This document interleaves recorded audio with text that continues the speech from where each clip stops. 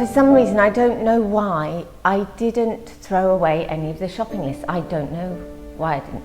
So when my mother came to live with me in 2013, then a while after that she stopped doing her own shopping, and I kept them all, and I began to realise that they were telling a story of change over time.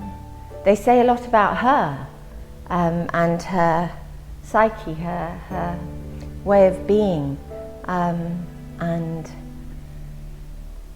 that I felt like just by silently being there, they also say something about what it is to be the person who cares for this person, the person who makes these lists like this.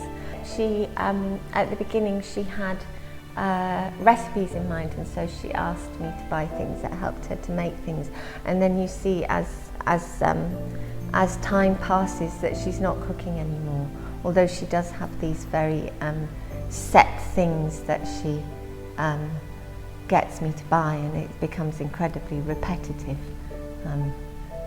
Yeah, and there is absolutely no persuading her to deviate.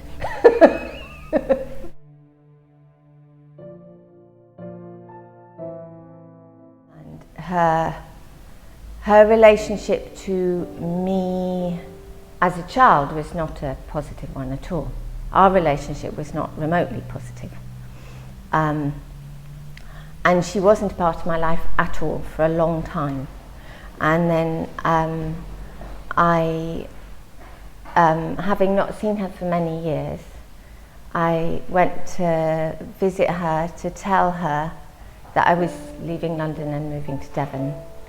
And I found her in a state that I didn't think any human being should be in. So I thought, well, regardless of the history, I should look after her just as another human being.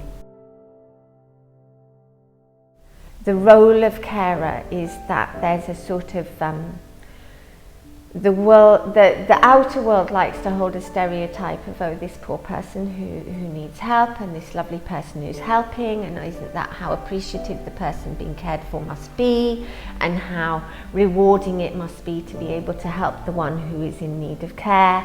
And they have a stereotyped image of what it is that they like to project and place onto you. And that's the framework that that doctors and nurses and consultants and all these people relate to me within that. And I find it incredibly uncomfortable, because that's not the reality of the relationship, and that's not our day-to-day reality at all. This was an opportunity to actually be honest about myself. It created a space for me to be honest about my role as a carer, and to have a platform for a piece of work that allows me to be congruent within myself.